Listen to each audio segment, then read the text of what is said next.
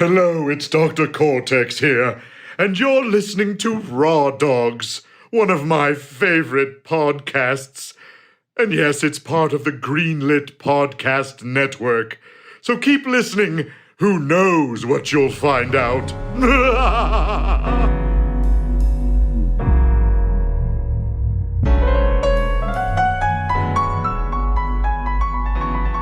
Welcome, everybody, to another episode of Raw Dogs.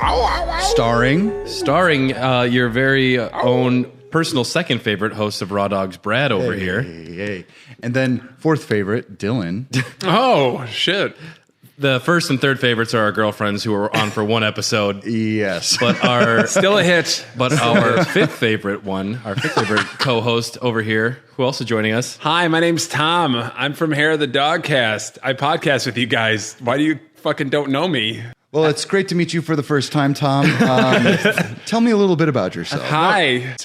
All right. Well, I'm happy to be here, guys. We are happy to have you, Tom. Woo! We're the Raw Dogs. We do deep dives on video game topics. Yep. We're introducing kind of a new subset where we're going to do deep dives into years, like a specific year, and this is going to be one of the golden years of gaming with 1997.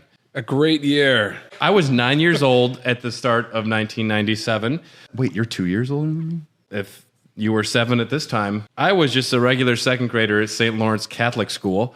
I had just received columns for the Sega Genesis for Christmas, so that gives you a little context of where I was at the start of 1997. Wow. Oh, boy, columns. Thanks, St. Nick. So, Dylan, you were kindergarten at the time then? 7 years old. I must have been first grade. Yeah. First, second grade, yeah. We had a Super Nintendo and a Sega Genesis. That's kind of what was going on in my household. I had a Game Boy. I had a used Sega Genesis that sometimes worked. You really had to like fiddle with it. I remember that correctly. And I had the games that my mom bought that came with it. There was this great game called Target Earth. I don't know if you guys have ever heard that Target game. Earth. Yes. And it had one of the coolest covers. And I remember it very specifically because Wasn't the crosshair on that one? Yes. But it was a man in like outer space in a spacesuit, and he had like a really cool pose. Yeah. And I remember playing that religiously. I actually beat that one. That was the first hard game I think I ever beat. I'm a little proud. We were young pups at the time. Tom, you had a couple of years on us. A little bit, yep. I started 97, 18 years old as an adult, a fully fledged adult, and then finished out the year as a 19-year-old, a grizzled 19. Oof. I was a college freshman at my local technical school in Watertown, Wisconsin. Watertown, okay. Yes. I worked in the computer lab there as a part-time job. Not so a I boy, had access to not yet a man. That's right. Access to a cable internet connection. Whoa. Because I lived out in the country and just had a dial-up and no access to anybody. That was me. So yeah, you guys were in second grade. I was in college. You were doing some PC gaming, I know. You were also a console gamer, though? This was probably my golden age of gaming. I had a Sega Saturn, PlayStation, a 3DO, SNES, N64, and I just built a new PC this year, a Pentium 2 333 megahertz, 32 megabytes of RAM. Damn, Daniel. Yes. And I built it myself. So it was the first computer that I ever built. I still remember it fondly. Mm-hmm. But I did a lot of gaming and played a lot of shit. I'm happy you're here because our experiences in 97 might have been a little different. Definitely still big into the gaming at the time. But as you'll learn throughout this episode, a lot of seminal franchises and big things happened this year. Mm-hmm. Yes. Huge games. Yep. Before we start the episode, we're going to be focusing on North America. So the release dates that we're talking about, unless specified otherwise, these are the North American release dates. Starting off the year, the PS1 has been out for a year. The Sega Saturn has been out for a year and a half in North America. And the Nintendo 64 was released only 3.5 months ago. All systems are for sale at $199 at the beginning of the year. Saturn is lagging behind. 64 is putting out some good numbers, but PlayStation is still far out in the lead. All thanks to Mario 64. Because that was all that was available. Didn't have the most exactly stellar right, of launch yes. titles when it came out. Yeah. I mean, they had to hold the console back from release until Mario was finished. Yeah. So good on them. It's a great game still. Oh, come on. Yeah, absolutely. And you know what's tricky about doing research for 1997? You think it would be easy to find the dates for a lot of these things. No. It actually isn't. To try and find the date that Irrational Games was founded. Everyone says it was started in this year. No one can even say the month if you do a lot of deep diving online. So I had to go back into all of my old Game Pros, which Game Pros, they skew to the younger audience. I didn't realize it at the time because I was thinking it was very mature. And a fun fact, January of 1997 was the 100th issue of Game Pro, although it is a fucking lie because they skipped 11 numbers so they could get to an issue 100 before the other game magazines. Wow, which means Did they nothing. really? They did do that, which means nothing, but Yeah. welcome to January. That sounds like something Game Pro would do. You know what? Marvel Comics has done this before, so whatever. It's literally just it's creating a hype train. It's so dumb. January, the Spice Girls released their smash hit Wannabe. Fun fact, the first time I ever heard Spice Girls Wannabe was on the way to a Metallica concert on Valentine's Day, 1997. Whoa. That's fucking crazy. Was it a Valentine's Day date? With a bunch of dudes, gonna go rock out some fucking Metallica, baby. They call that stag. So Tom and all of your buddies, you're all dressed up in full Metallica head to toe gear. Yep, Guar. We looked exactly like Guar. And you're listening to Spice Girls? Yeah. What was the reaction? One of the dudes that came that we went with was like, "You gotta listen to this. I really like this." Really? And we were listening to Metallica on the way there. Sure. You know, obviously, we're fucking getting into the mood. And then, he was like, Darren. Yo, tell you what I want. Yeah. We're just like, what the fuck are you doing? We never let him touch the radio again. The Green Bay Packers clinch a Super Bowl victory against the New England Patriots, 35-21. I remember that. I grew up in Green Bay. So hammered. Some big games came out in January. Diablo made its first official release for the PC. Mm-hmm. Yes, later sources, some people try to claim it comes out on December 31st. Ultimately, that's when the game has its anniversary. Release days are fuzzy back then, so you don't really know what day things are actually coming out. What do they call them? Shelf dates? Shelf dates. Before you could really... we are still in the period of nebulous release days. Retailers get the games when they get them. Some people got them days early, and some people got them way later.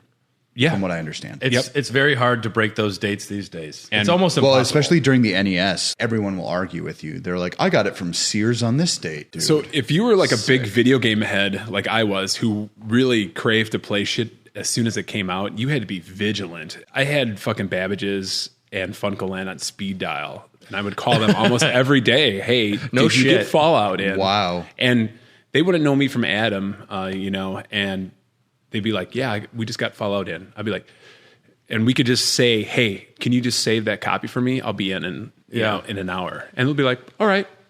Don't even ask for a name. They would just hold games for you, no pre-ordering or anything like that. You come in sweating like, hey, my name's Tom. Do you still have it? There was one time I went, I think it was for Fallout, and it was Babbage's at Brookfield Square, and I just got a new credit card. I forgot to sign it. So I went there to buy Fallout, and I'm like, yeah. And then I didn't sign my card, so they're like, we can't take your card. Yeah, really? I said, hey, I'll sign it. And you're like, sir, you just can't sign it in front of me. And I'm like, why not? What if I leave and come back? And they're like, that's fine.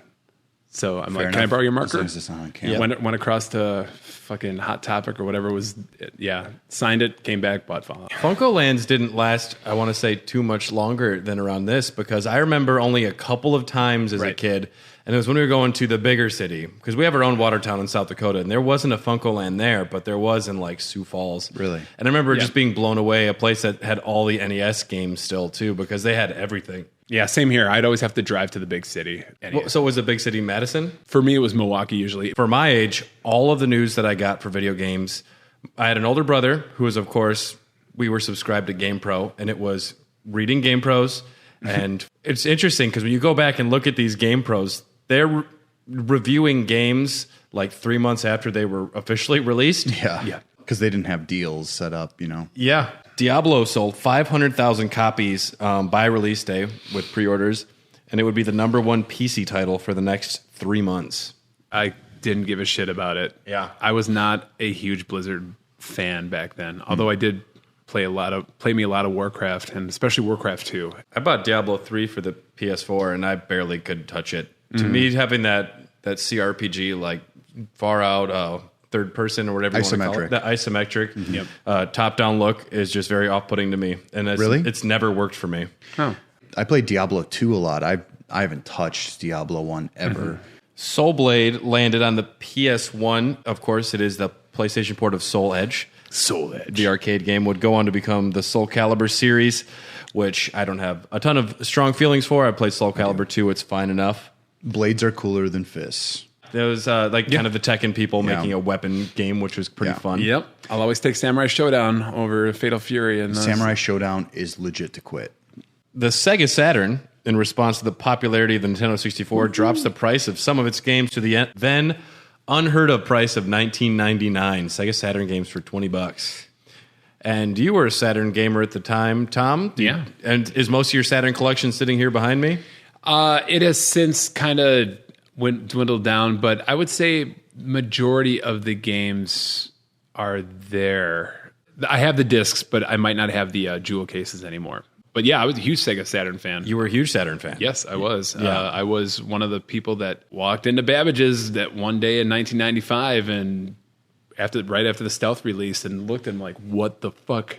What happened here? You know? Yeah, because they dropped it early. Yeah, they surprise dropped it. Yeah. The first day at E3. And the guy at Babbage's is like, it's Sega Saturn. You ever seen that video, Brad? I feel like I might have. Was it just a lot of people being kind of confused?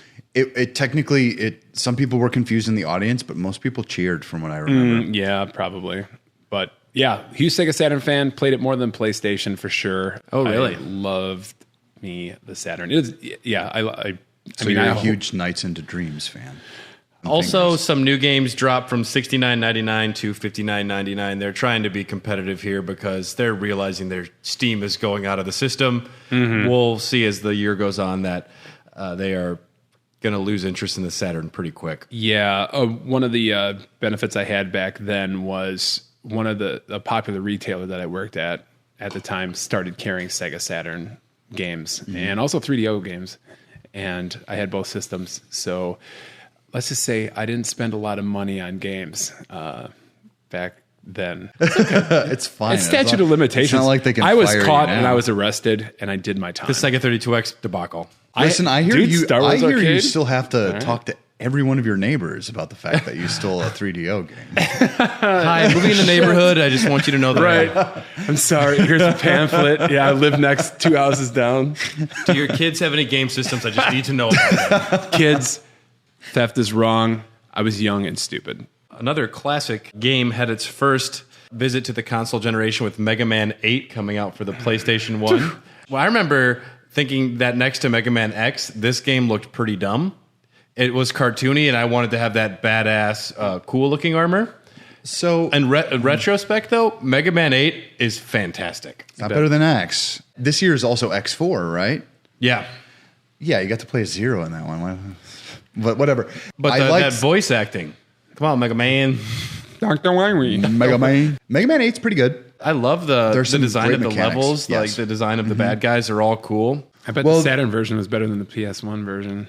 It drops on the Sega Saturn as well. Well, the Saturn is known as like a way better 2D machine than the PS1. Well, and Sony initially chose not to have this release on the PlayStation because they only wanted 3D games at the time. But when they heard it was going to Saturn, they're like, oh, fuck it, just put it on there then. Mm-hmm. Yeah. Mega Man 8 is controversial because it introduces a lot of because usually your blaster powers that you get from bosses are very straightforward. They maybe have an arc to them, or they do something a little bit different.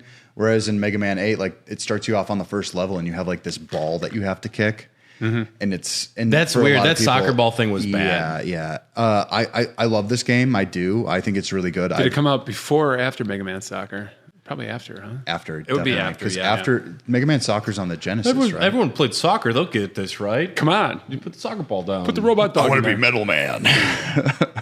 Rounding out January 31st, Final Fantasy VII was released in Japan after 3 years in development with a staff of over 100 people, combined development and marketing budget of $80 million. Never releases. Never heard of it. Full ass episode on that. We have 3 full ass episodes on that.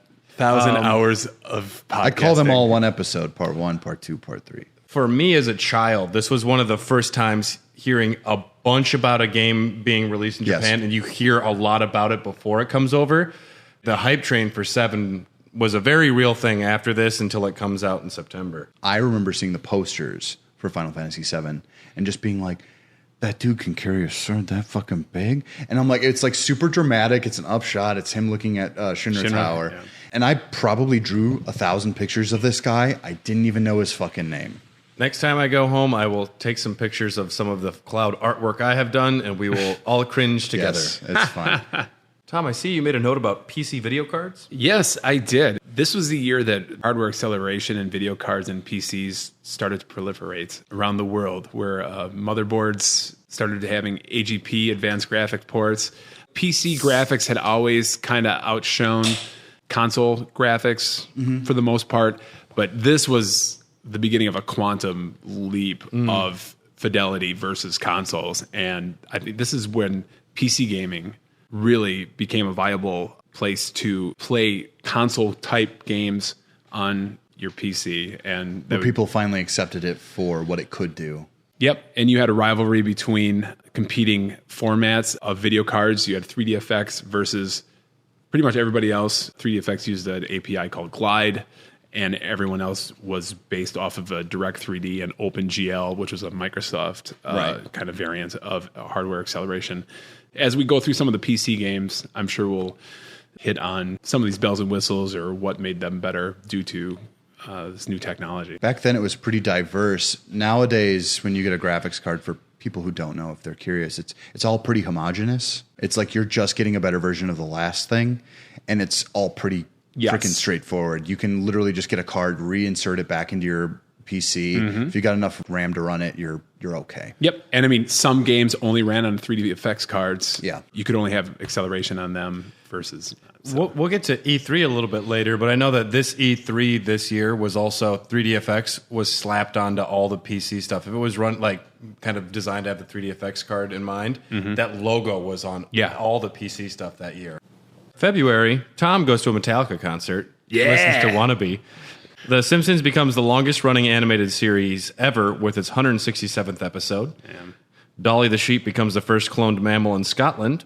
Resident Evil 2 is pushed back from March to September, ultimately January of the following year.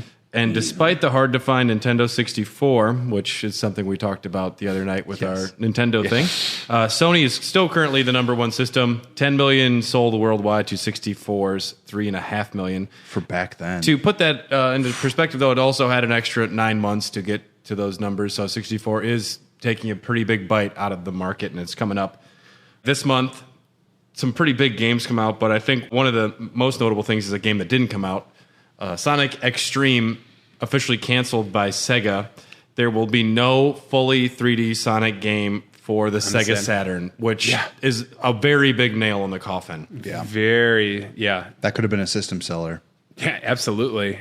Again, I know we talked about that Console Wars book last time we podcasted, but yeah, there's a great story. The CEO, Tom Kalinske of Sega, was defiant against releasing the Saturn the way that Japan wanted it released, the stealth way. He wanted it released September or wait till a fucking Sonic game like a proper system release. Yeah, he was not okay with it at all. It's almost with all the bad decisions Sega has made, it's amazing that they ever did anything right. Because most of the time, I think they're botching it in a big way. They really have a great story. And they have some epic fucking failures and just boneheaded moves. From what I see, like a lot of the breakdown of a lot of this stuff comes from like marketing departments not getting in contact with the other departments and not understanding really what they're selling. A disconnect for sure. Yeah, and I mean you can see it even now where like Nintendo's marketing department is horrible. And Sonic Extreme, this was an example of where even the Raw Dogs, sometimes we don't go deep enough because I know nothing about Sonic. Well, I discovered the storyline follows Sonic on his journey to stop Dr. Robotnik stealing 6 magic rings. Okay. From Tiara Boobowski.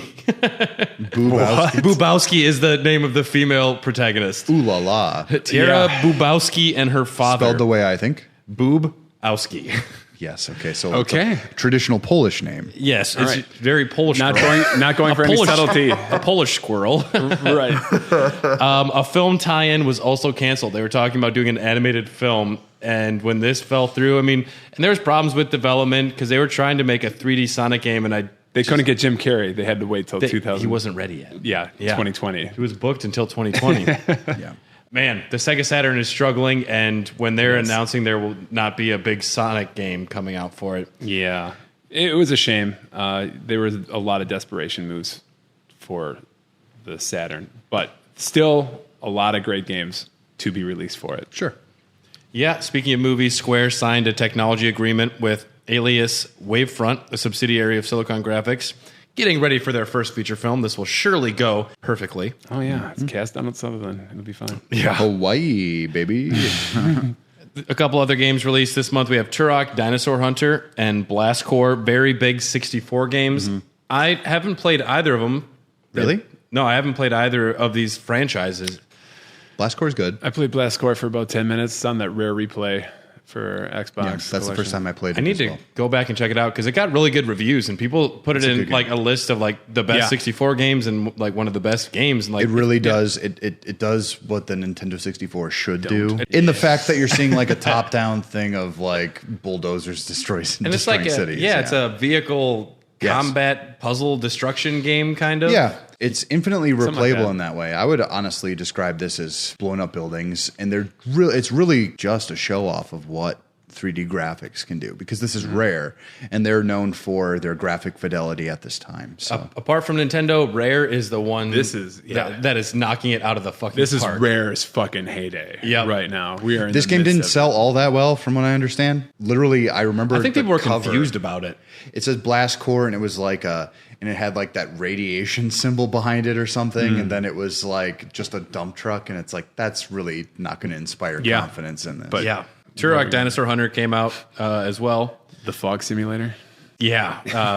Dinosaur Shooter. A lot of people went crazy for this game too. I don't have any experience with this one though. He was also a comic book character before this. He was. Yes, that's what I read. This game did get kind of panned though when it came out. It did. I do remember. It deserved it too. It probably sold all right.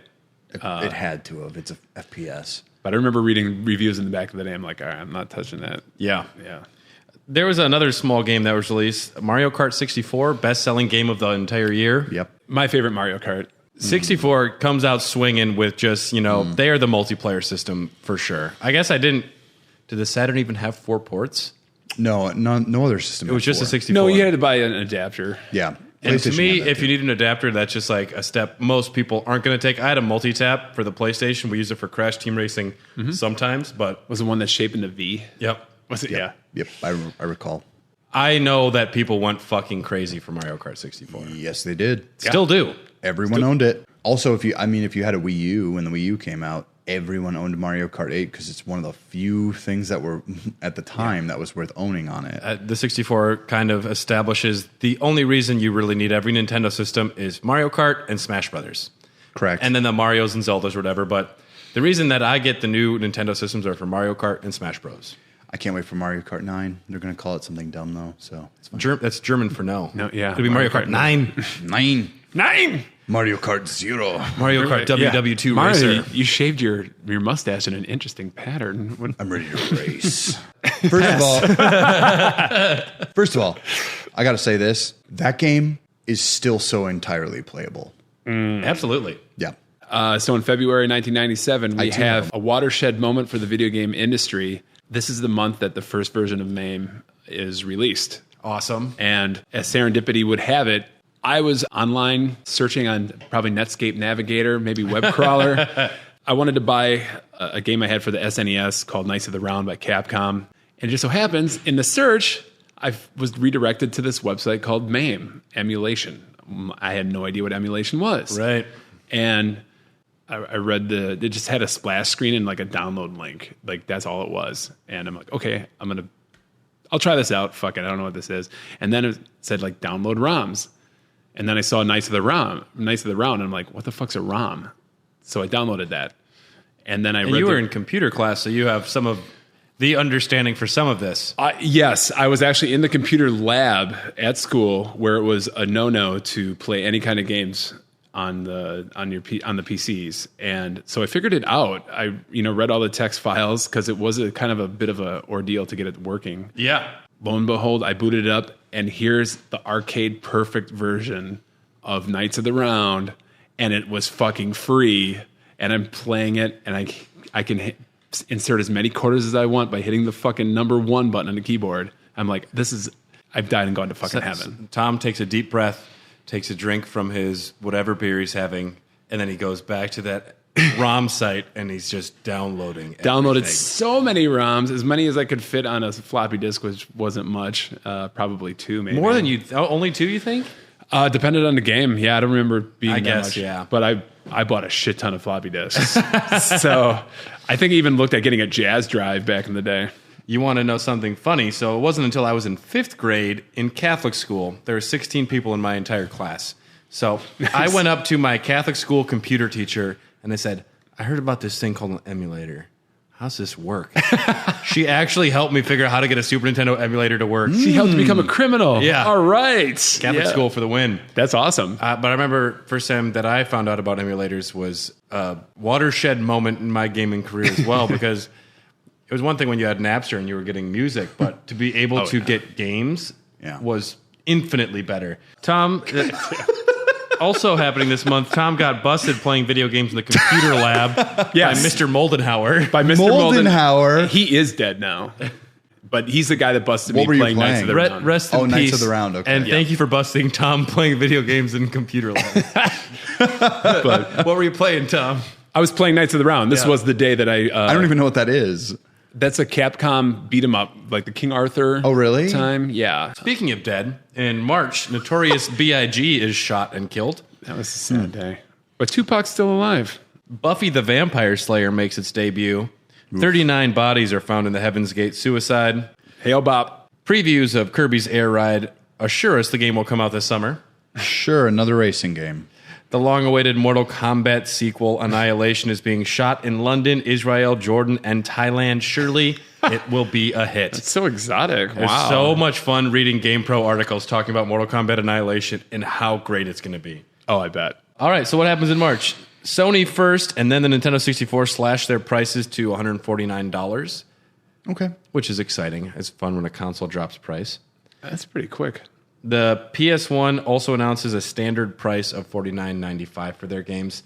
Take that, Nintendo. Your cartridges are expensive. Mm-hmm. And it stayed that for a long time after. It's amazing At least about 13 years, I believe. PlayStation's releasing these like meaty multiple disc, like fuck you, like games to Nintendo 64 chagrin. Love it.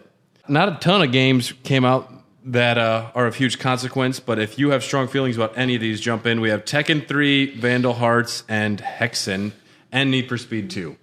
Hexen, I played a little bit on the PC. That was a Raven Software joint. They're from Madison. Still are, actually. Yeah. So I was always kind of interested in like, oh, what are they doing? But I didn't really get into Hexen too much.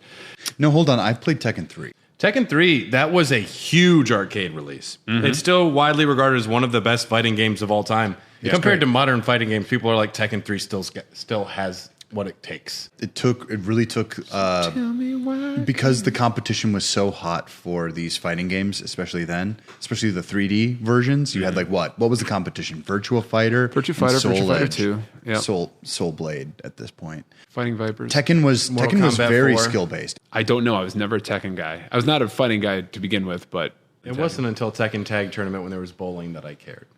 Yeah, I can see that. Need for Speed, I didn't care until the third one. Although Need for Speed 2 took a notably arcadey approach to racing instead of going for realism, which was smart. Notable in Vandal Hearts. There's so many great PS1 RPGs that I just am not familiar with all of them. Mm-hmm. I'm sure a lot of people have strong feelings about Vandal Hearts. Yes. That came out this time as well.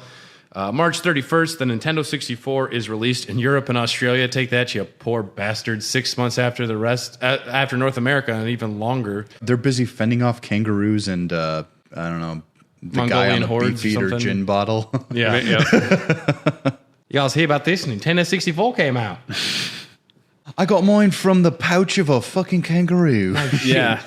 And that was our bad Australian wow. This was like 2 nights in a row of bad Australian accents. I was going to say the C word, but it means something else there. Cunt means friend over there. It does, yeah. It actually it doesn't mean friend, it means person. March 31st, also DVDs for sale for the first time in the US. Now, 97.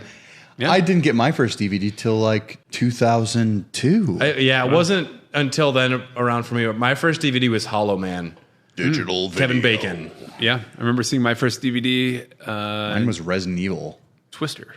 It's the first one I ever seen. DVDs for sale. This will surely have an Helen impact Hunt. on the future of video games. Oh yeah. Did you have a crush on Helen Hunt at this time? Not really. I was Really? never really too much of a Helen Hunt fan. I was liked her in the Helen- water I was- dance. I was with Eric Helen Hunt Stoltz. all the way. April, Hanson releases Bop. Oh God, heard that a bunch. Sure. A little too does. much. Yeah, even as a second grader, I knew this wasn't cool. If I had to hear it 5 times on the bus every single day, bit of a problem. Skipping our Australian accents, Crocodile Hunter made its debut. Crikey. Tiger Woods wins the Masters at 21, the youngest ever. George Lucas has disclosed that the next Star Wars will be episode 1 of a 9-part total saga. Yes, Yeah. he did. Can't He wait to said see it. He said it. Prescient. I mean, I guess he knew it. Well, this is in the middle of the special edition releases, right? yeah, Empire Strikes Back special edition released this year, and that was the first Star Wars I'd seen. That was Empire in theaters. I saw really? that one for the first Okay. time in theaters as well. Yep. That was my first Star Wars. Really? Yeah. The middle one?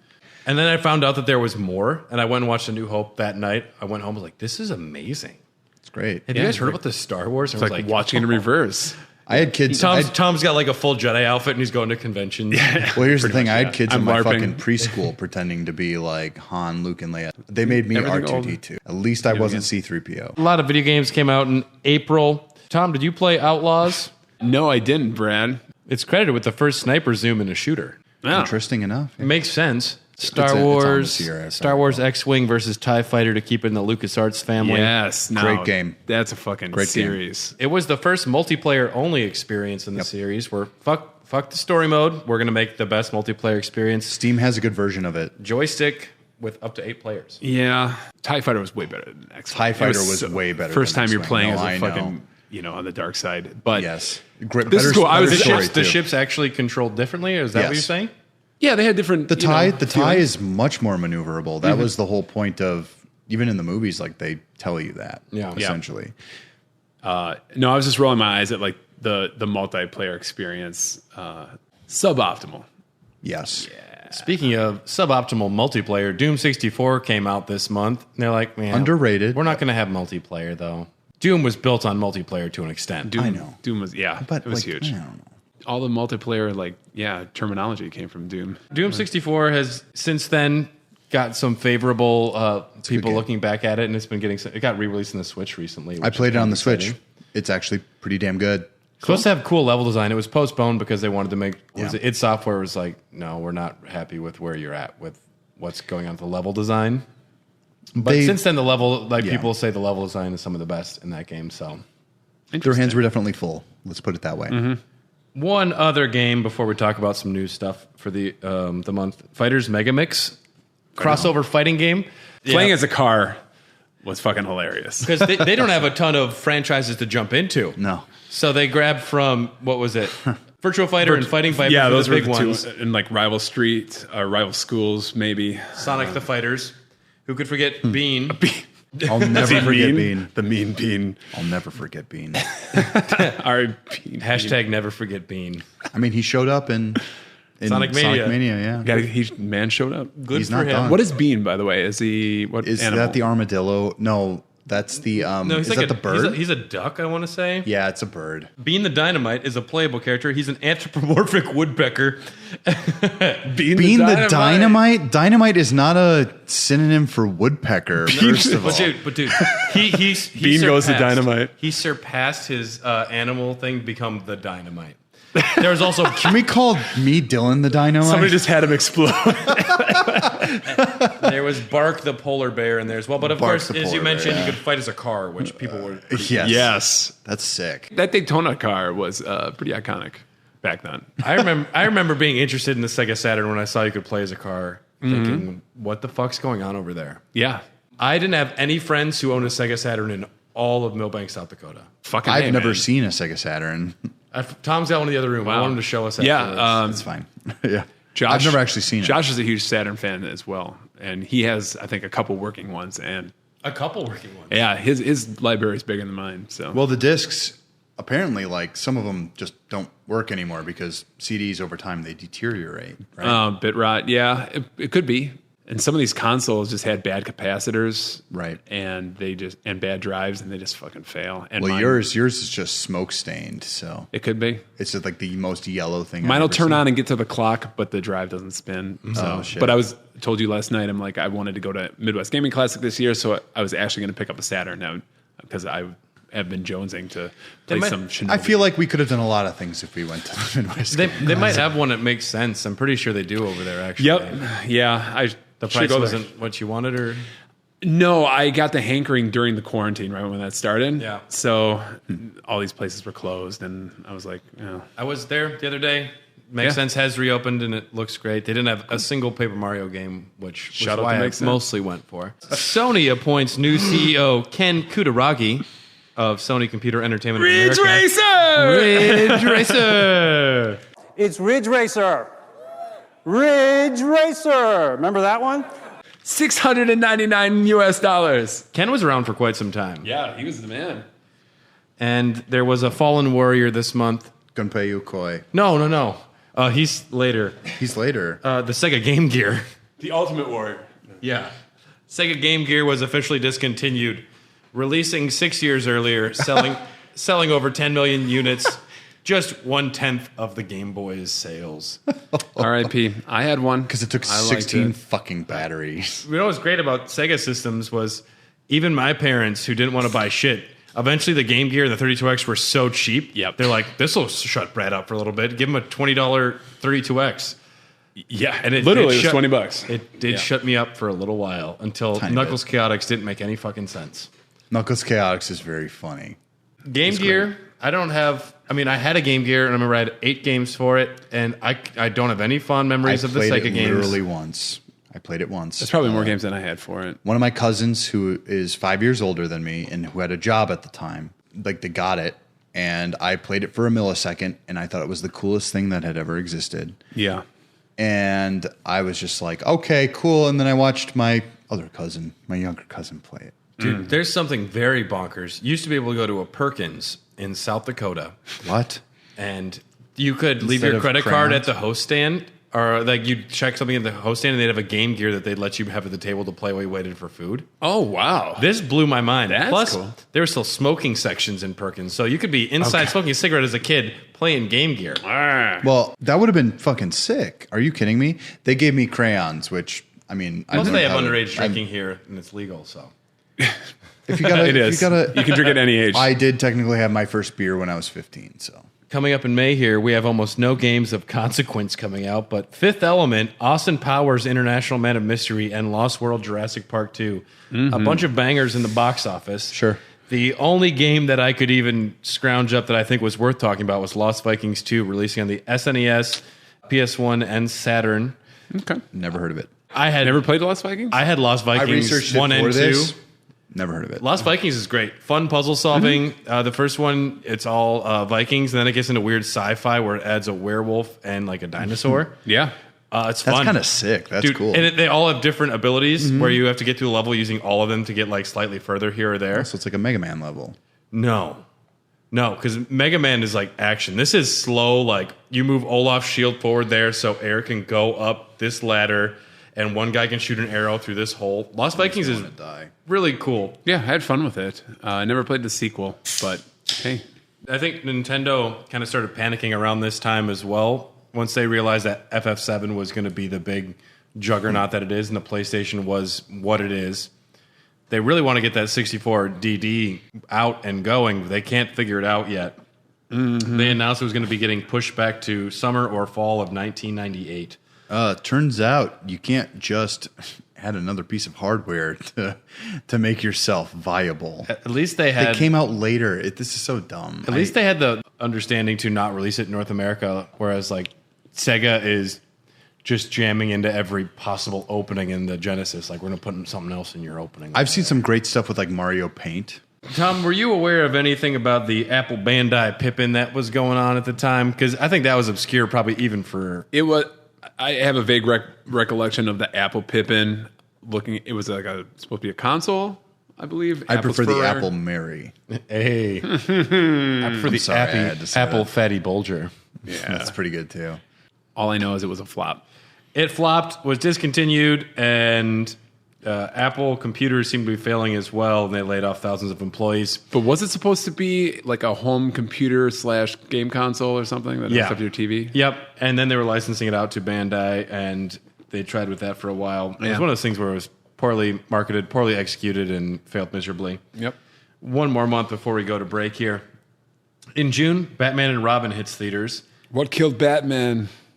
The Ice Age. The Ice Age. Which I think Batman and Robin is an underappreciated Batman film. It agree. leans heavily into the camp, and it is very fun to watch. It's Bad nipples Agreed. and bad credit cards, they are going full ham on that shit. Yep. Do you take American Express? I think, Bad card. Never leave the cave without it. yeah, way more fun to watch than Batman Forever. We're still trying to be semi-serious.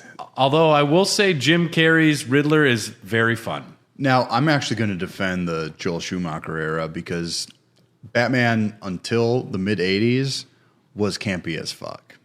And these are the things that Joel Schumacher was referencing in his movies. Well, he wasn't, and then the sitcom, or not the sitcom, but the 60s show made him campy, and then he was... I mean, in the 60s show, everyone was like, we're still taking this seriously. Harry Potter and the Philosopher's Stone was also released this month for the first time. Wait, the book. Yeah. yeah. Okay, the movie's 99, right? I want to say so. Yeah. She cranked 2001. 2001. Or 2001. Because Fellowship came out at the same time. And Mike Tyson bites off Evander Holyfield's ear. Oh, I remember that. Whoa, that was news. What is Mike I watched Tyson's that, actually. favorite cereal? Cheerios. Pigeons. I remember Bob Hartman told me that one, and I thought it was hilarious. Evander I was gonna say Holyfield.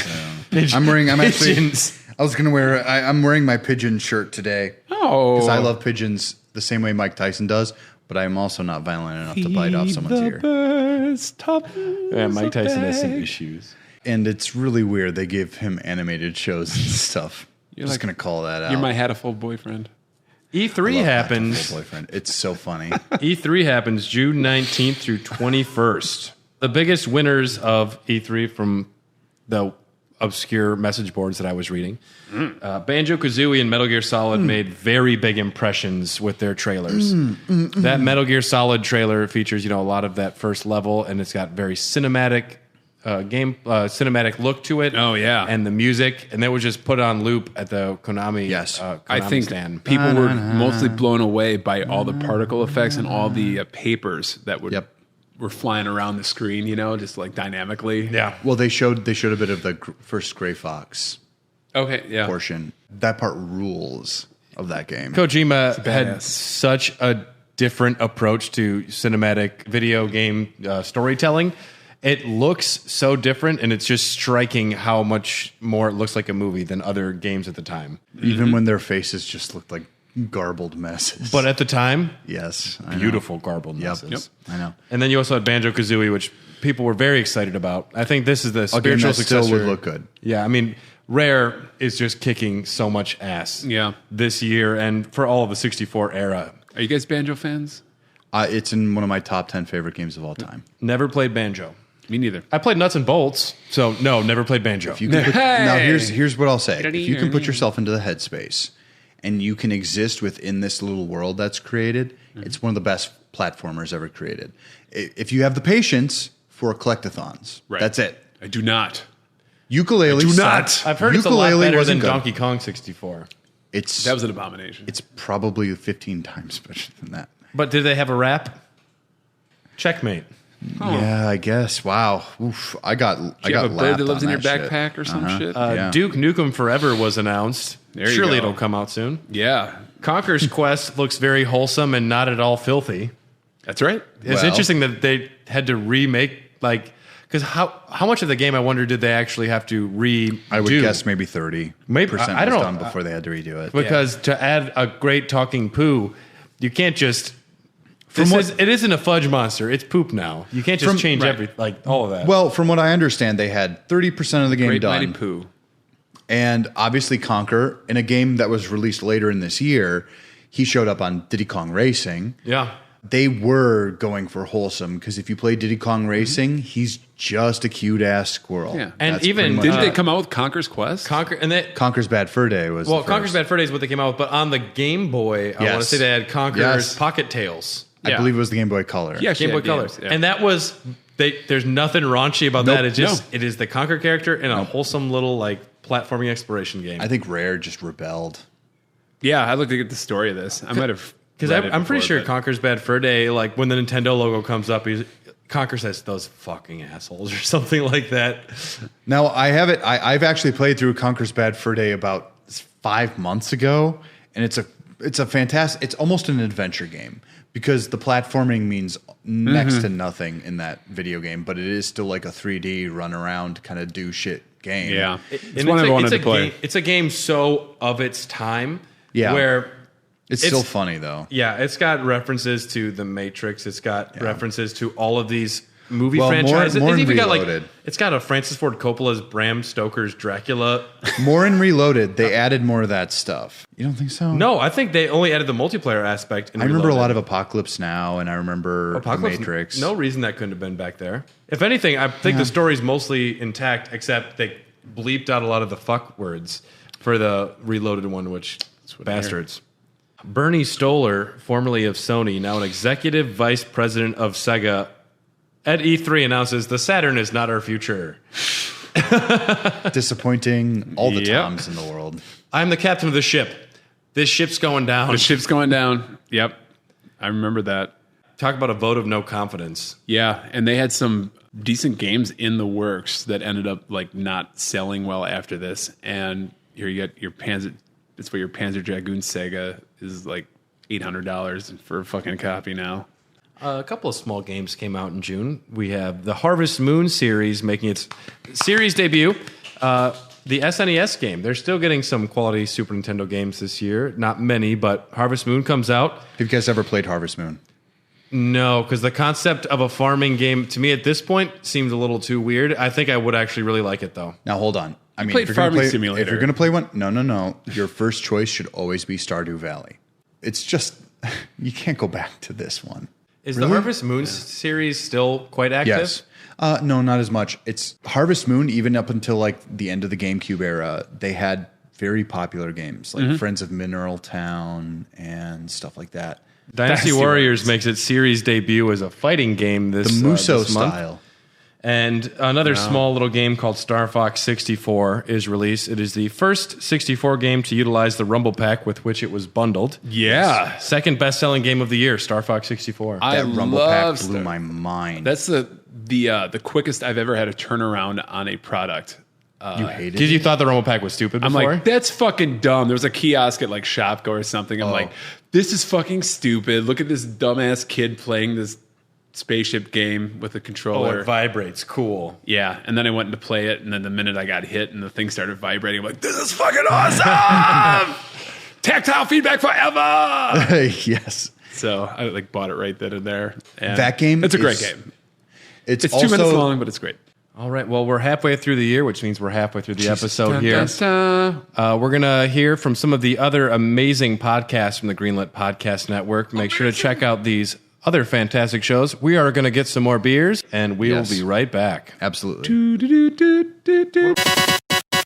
How does Bloodborne stack up against, say, Oregon Trail? And is Bomberman just Loadrunner from a different point of view? Find out on Hardcore Gaming 101's Top Games, where we objectively, definitively, and scientifically rank the games you nominate for our ever-growing list. HG 101's Top Games, twice a week, every week, right here on Greenlit.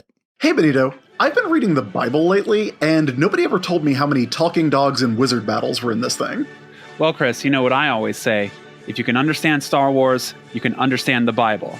Apocrypals, part of the Greenlit Podcast Network. And we're back. No. It's me, Tom! And the fart. And Brad in the far. Brad and the fart. I don't know when this joke started. What's my identity anymore? I don't understand it, but I'm into it. That's right. Dylan's still not finishing his beers. I don't like the spittle. Oh, Dylan. And we're back, everyone. Thank you. I hope you enjoyed that brief break. I'm Ira Glass. We're back. We're going back in time. July of 1997. Whoa! Man, So- all the hot dogs I ate. I was probably upset at Little League at this point because I'd rather be staying home playing Mega Man X. I didn't even have any big news for July for the headline. Sega Saturn drops its price to $149. It held off for a while because when PlayStation and 64 dropped their prices, they kept theirs up at $199, but they were also offering 3 games with the console. So they're saying this is still a good price, but Yeah. When they announced that basically they're done for with it, just drop it to $100. yeah. Abandoned ship. But Yeah. also, Get whatever. Not quite Virtual Boy liquidation numbers, but those come later. the Sega Genesis is discontinued at some time this year. I just lumped it in with July. It causes unrest to those who bought the 32X and as well as the Saturn. They're just noticing that they are abandoning everything. Rumors of the next Sega system start appearing this month. Oh, yeah. It's called the Titanic too. Well, you know, it's interesting. It was a great Titanic. It was in one of the Game Pros where I saw this, and it said "Dreaming of the Future Already" or something. Like they had "Dream" featured prominently in their the Oh, title. really? The code name was always Dural or Katana. Yeah. Back in the day, that's what they used to call it. Wow. Yeah. Melina was taken. Well, Tom, when he heard the word Sega dream, Kolinsky. he stared up at his Nights into Dream posters that he had scattered all over his wall.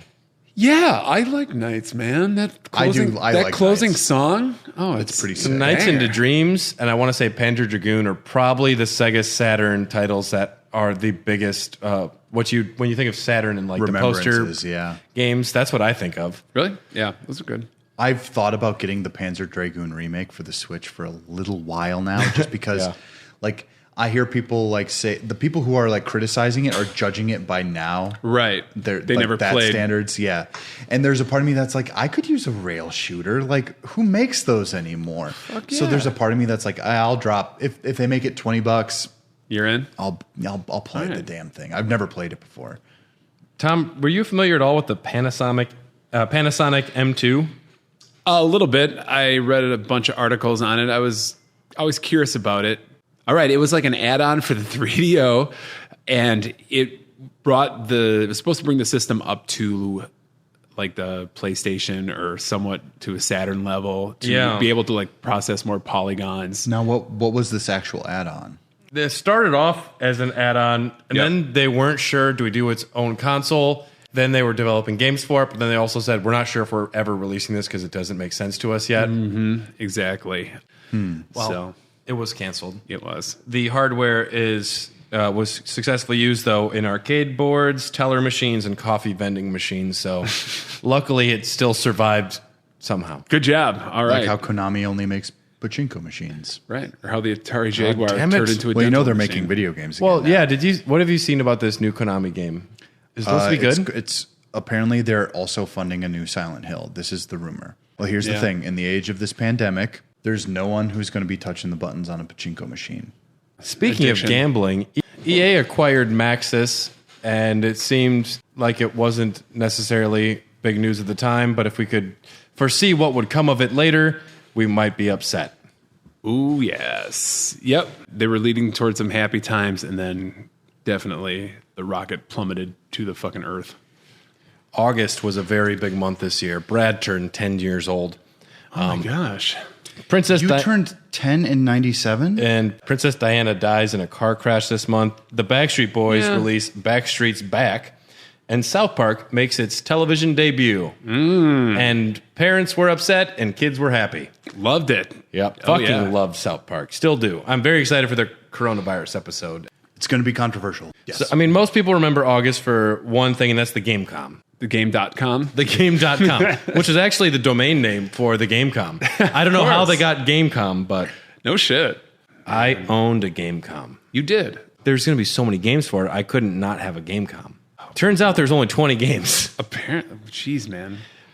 Well, Tiger Electronics, they wanted to get into having like a real portable game console. And it was also a PDA. You could do email. It had a lot of functionality. It had some neat features, intuitive features. Did it have a little stylus? It I think did. so. It had ports of Mortal Kombat.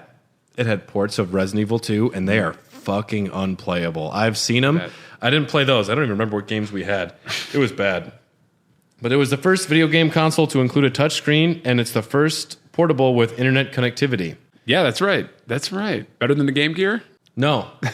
No. Definitively. What is the motion blur called with the Game Gear that you get? I just call it blur. Like Motion blur, whatever it is. Yeah. Well, this had that, but worse, and there's no color. Yeah. If you're playing like a simple puzzle game or solitaire, the Gamecom was fine, but retail price $70 and sold less than So 300. cheaper than the Game Gear Mini. Yeah. The Gamecom Mini, the Gamecom Classic. It's When are we coming. getting it? When are we Trust me. getting it? Yeah. From the people that brought you Game Gear Micro. Day one. You wanted something even smaller. It's day one. The PS1 dual analog controller lands in America. The most important The DualShock? technological. This wasn't the DualShock. This is the dual analog. Yes. Sony decides to remove the vibrating function, possibly out of fear of the 64 Rumble Pack getting sued because of that. The Rumble function was not released in the initial analog controller. Okay. A shame. Wow. But this was huge because I don't know how you could go back and play Crash Bandicoot without an analog controller. I have. And actually, when I played it on the Switch, I found myself moving down from the analog stick back to the quote-unquote D-pad. For certain things, it's great that For one. Up for goes Crash up. Bandicoot 1. Yep. August 11th, Tetrasphere for the Nintendo 64, which What is that? Okay. had a warped three-dimensional Ubisoft. grid resembling a sphere. Interesting. I don't know. I've never played it. Sonic Jam releases for the Saturn.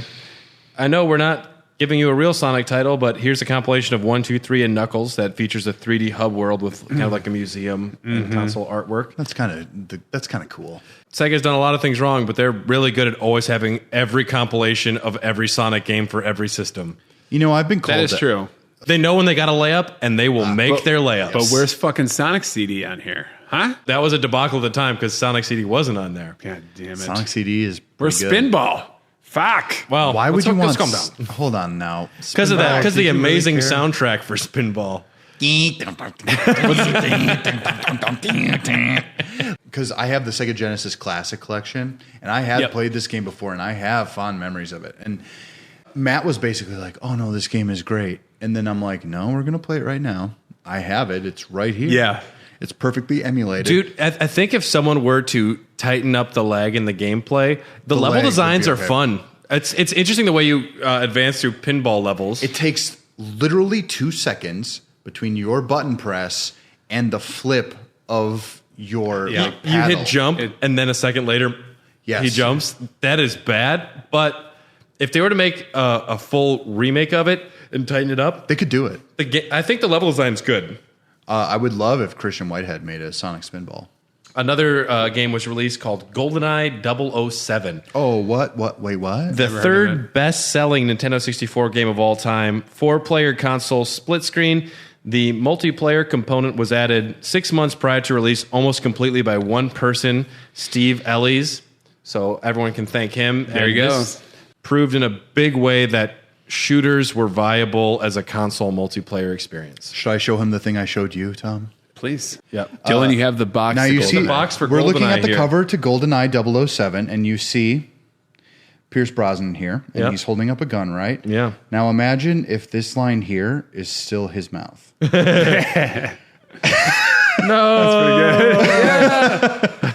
He got bit by a bee on the right side of his face. It's one of the coolest Yeah. things I've ever observed It's great. in my life. If you've ever read The Outsider by Stephen King, he kind of looks like that. And as I mentioned the other day, I've never beaten a 64 game. I've barely ever played a 64. This one is going to be very difficult for you. I would not Right. suggest this No, one. I've played this a little bit. I don't like the aiming setup. It's very wonky. Because it's the C buttons. Because it's C buttons and it's not. I mean, you need dual analogs for first person shooters. in Yes, my you A do. little dated, for sure. But this completely revolutionized the game. I remember playing this, and I was just so bad at it, and I had no concept of anything. And another thing that GoldenEye does, which they completely discarded later, it starts off as inverted. They Good. treat it Yes. they treat it like it's a fucking like space game where the up My people. where pulling back on the stick means you're going up, and then pulling down means you're yeah. This game was delayed so many times. Well, GoldenEye came out But the GoldenEye movie was 95, right? Yeah, it came out so far after the movie had its heyday, its theater run. Why was it delayed so often? I don't know. It was probably shitty. Yeah, I mean the film came out in 95. Yep. So they must have been working on it since like But they had mid-95. they had screenshots from like the beginning of the N64, like even before it came out. Like these are games coming out, GoldenEye, and I didn't realize this was developed by Rare as well. Yep. Oh yeah. Yep. Rare did everything for Nintendo. We were doing our Nintendo episode on the Dogcast recently. It was talking about worst ideas or worst things Nintendo has done. Someone brought up letting Rare go away, and then there's the counterpoint.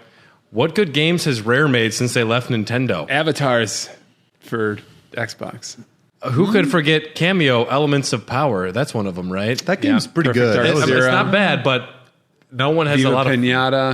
of Viva Pinata. Viva Pinata's I have buddies that have played a lot of Viva Pinata. Yeah. It's an easy game to Sea play. of Thieves.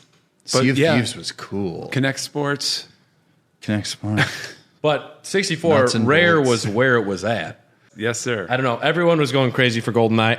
I wasn't a 64 kid, and I don't have many friends that were. I had sold my 64 by this time. My mom You literally... sold your 64. I did. Yep. When did you sell it? Shortly before, 97? shortly before this, because I Really? did not get into the GoldenEye. Because I think Star Fox 64 might have been the last game that I bought and played for it. Wild. So Because this was in its like heyday. Were you enjoying the PlayStation then? Is that where Well, your focus was? Or you were yes. PC gaming mostly? I was kind of getting out of the whole cartridge gaming thing, but I was mainly getting into PC gaming now, emulation, Oh, yeah. and still Saturn and PlayStation. And The N64 was literally wasn't a great decision. my mom got it for me for Christmas of 99. That's how late it was. And she said, "This is the last video game console I will ever buy for you." jeez, that's ominous, man. It's ominous. Here you go. Have your fucking No, and she was right. She was right. But then I actually had to like mow lawns. I had to actually fucking earn the GameCube. Yeah, that's the same for me. The PS2 was the first system that I had to buy. Yeah. Because we got a PlayStation Christmas of 97 is when we got it. Yep. Okay. Yep. My mom was like, "No, I'm not Checks out. going to do this anymore." It's like there's so many of these things, and she said, She literally told me once, "I don't understand these things." Now, some people will say, "Wake me up when September ends," but September of 97 was a seminal month, a great month. September, Microsoft releases Internet Explorer 4. Apple announces Steve Jobs as CEO. Wow. The Tokyo Game Show features the first footage of Castlevania 64, and Mortal Kombat Annihilation is pushed back to November to ensure we have the best movie possible. And they did, and that's what they could do. But Nintendo of Japan president announces he will retire in the year 2000. Just so you guys know, I'm leaving in 2.5 years. Okay. Hiroshi Yamauchi. Yep. And he was only This is like what they do. He was only like the third president in Nintendo's history, Yes. and this company started in like 1850. Isn't that crazy? He said he wanted to remain until the 64 disc drive was released. Now, there's a lot of video games that comes out this month. We do need to just mention September 7th, Final Fantasy VII lands in North America, and my life was changed. I didn't get to play it until I was 15, which would be like 2005. However, I watched a cousin play it, as usual. Yeah. I didn't have the money for it. This game sparked my imagination in a way that is indescribable. When you learn how to read, Yes. that's like a moment when you can finally just like pick up a book and you get lost in a book for the first time. A lot of people- I have all my Animorphs still because they hold that first experience in the story. And the Super Nintendo, to an extent, had Final Fantasy VI. We didn't have Chrono Trigger back then, but we had, Legend of Zelda and Landstalker for the Genesis. But this was the first major storytelling game that I remember watching my brother play in a very big way. And to realize that a story could be told through a video game in this form, 7 is what opened up my mind to this new art form. Yep. and a lot of people's minds. Well, for or at me- least tried to dabble. And Tom's in like, it. I've been playing Fallout for a long time. This is what got me to buy a PlayStation. So, Oh, really? Yep. Yeah? Yep. So September of 1997 is when Took you like a year and a half then? yeah, I didn't get it right away. I had friends that had it. Yeah. So that's also why, and Saturn was on the decline. So I'm like, oh. You had to hedge your bets. I convinced my brother to buy the PlayStation. Yeah. I'm like, you're going to love this Final Fantasy game. I can't read yet. You're going to love it. RPGs in general, they taught me how to read because they were interesting and I had to learn how to do it in order to understand what the hell was going on. There's a game, I think it's Fatal Labyrinth for the Sega Genesis. Yeah. And that's a game where the East series, you have to run into your enemies in order to actually do damage. Mm-hmm. And I learned how to do that, and it would tell me things on the bottom, and I said, I don't know what the fuck that means. It literally taught me how to read. Now, I don't remember which game specifically, but me and my good friends Tommy and Ryan, they have a little brother named Petey. Oh, Peter. And I don't know if it was Pokemon or what it was, but we caught him playing a game, and he was near the end of the game. It was something Pokemon related. Yeah. And we realized been red or blue, somehow the language was set to Japanese. And we were like, Petey, it's set to Japanese? He didn't even know. That is because he was so young, but he was just powering through this game. That is so sick. That is so sick. And also Pokemon, he just hears Pikachu. I was like, he's in. He got it. Right. The only reason I know basic Japanese, I know very basic social constructs and stuff like that is literally because of first of all, anime, but second of all, video games. Because if you had someone with an illegal copy of something else, you would have to figure out what was going on. Yeah. And you would just be like, well, this kanji means this and this kanji means that. And truly, even for prolific people now, there are people who are like, yeah, I played Final Fantasy 2 and that taught me how to read. Yeah. And it's one thing where some people say it's good to watch subtitled films to learn how to do that. And it is, but what's great about learning a language through video games is a lot of it you can move at your own speed. Mm-hmm. So you can take the time to start recognizing what's going on, because I also agree, I learned a lot of my vocabulary, and you learn to read because you have to, because you're playing a game. Mm-hmm.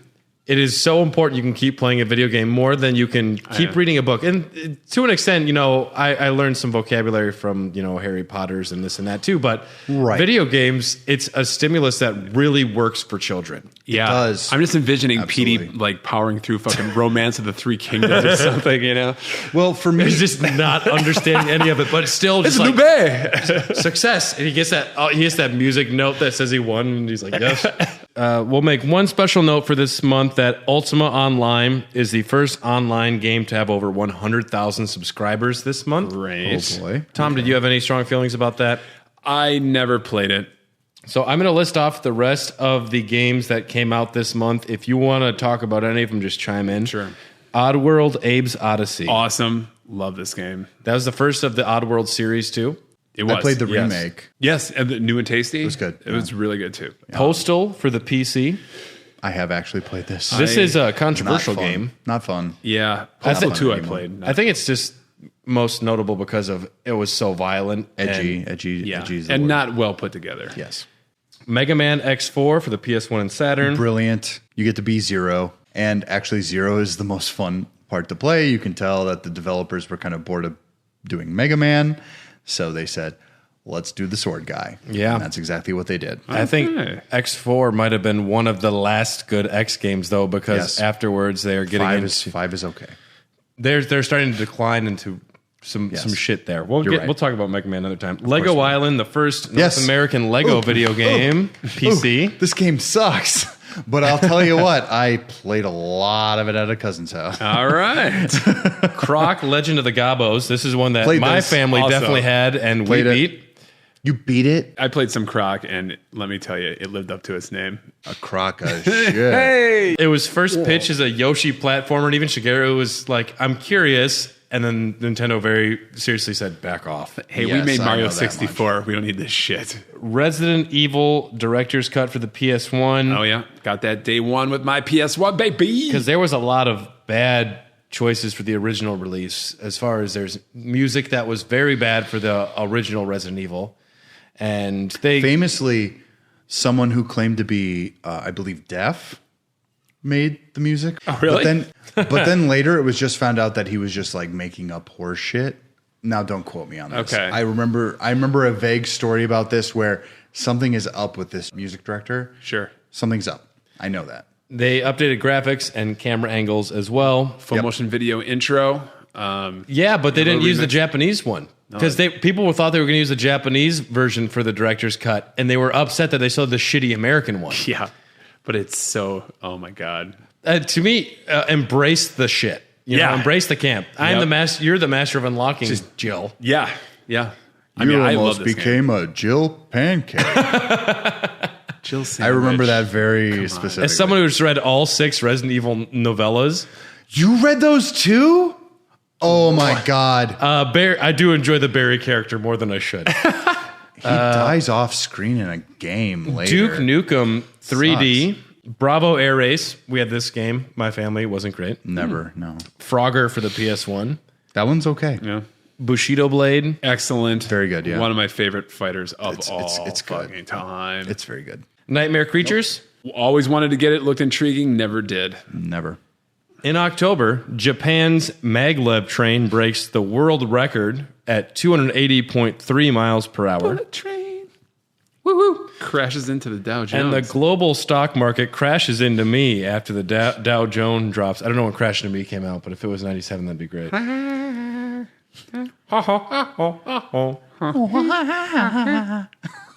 Dave Matthews.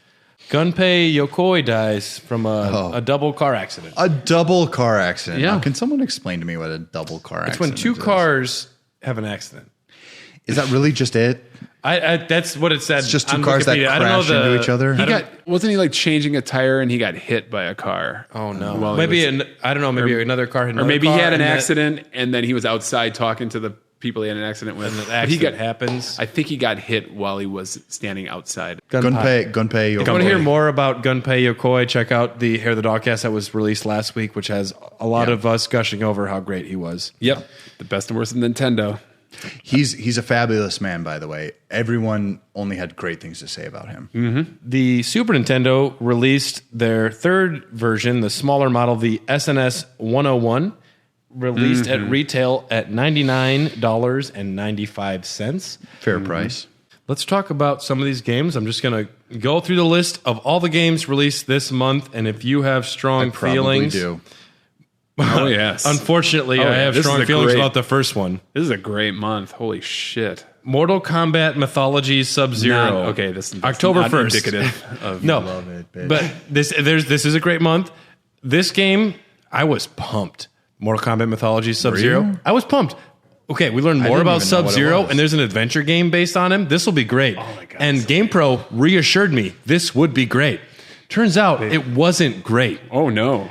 Oh no. They had live cutscenes they filmed over 1 week, and that's fun. To use the same engine that Mortal Kombat uses for an adventure game is baffling. Yeah. It's horrible. It is a fighting engine. It's also why that Batman and Robin video game doesn't work for the PlayStation because... Well, or is it there's a Batman lot of Forever? reasons. Batman Forever. It's the Batman Forever because Where they you're use the in Mortal Arkham Kombat at the beginning, engine and don't do that. No. I played this game for the first time last year, just for the hell of it, just to see what it looked like. And yeah, it was. I couldn't even get past half. Here's the first the stage. problem, I'm though. like, I heard kids talk about it in school, Yeah. and they loved it. Well, and it's fascinating through nostalgia glasses because GamePro and Electronic Gaming Monthly, a lot of these magazines gave it good reviews. They're like, it's interesting in this stuff. Sometimes it doesn't work great for platforming, but the gameplay's fun and Sub-Zero learns his techniques like an RPG. October 2nd, Marvel Superheroes for the PlayStation 1 and the Sega Saturn. Never. No, I don't know what. I don't even know what that is. Fighting game? Marvel Superheroes? It's, Never, I mean, no, I haven't played it, but here's one where I know the Saturn version with the. you know the Saturn version. I know the is bad. Saturn version with the optional like 4 megabyte memory card or whatever is like an arcade perfect port of the game. Yeah. And the PS1 is like missing frames, but yeah, never really got into the Marvel fighting games until Marvel vs. Capcom 2. There was a small PC game October 10th called Fallout. Nothing would ever come of this series. No, never heard of this fucking So thing. you had mentioned this earlier. You were calling Funkoland, and you were just, is it out yet? Is it out yet? Do you have it yet? I'm pretty sure that was Fallout 2 because that was I did Fallout not 2. I did Okay. not play Fallout exactly right when it came out. It was probably 4 or 5 months afterwards. So I was not playing Fallout right now. mainly because I was really into all the 3D games. The original Fallout was a top-down RPG? Yeah. Okay, because I've never played them. So Yep. So they're like in the style that you hate. It's just, I feel like I kind of missed the boat on some of those, though.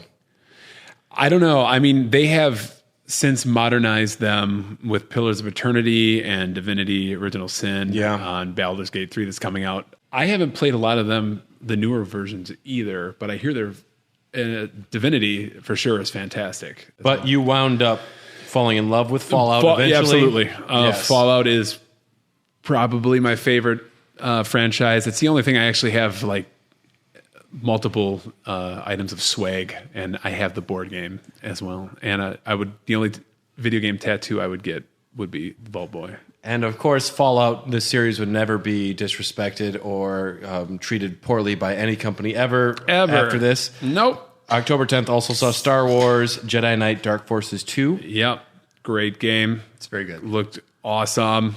October 15th, Castlevania Symphony of the Night for the PlayStation 1. Yes. I'm going to put this in my top 5 video games of all time easily. It's my top 10. Yep. Yeah. I have no problem just... It's a game I can just pick up. Yep. Anytime. Yep. That's right. Yep. I got this one the day it fucking came out. Ooh. I got to this one late. Where did you get it, Tom? I got it from Best Buy on Blue Mountain Road in Brookfield, Wisconsin. It's still there. It's still there. It's still there. I went to get it, and my car broke down after I pulled out of the parking lot after purchasing the game. It broke down in the middle lane, and I had to be pushed over to the side of the road with the help of a female officer. It's interesting about Castlevania.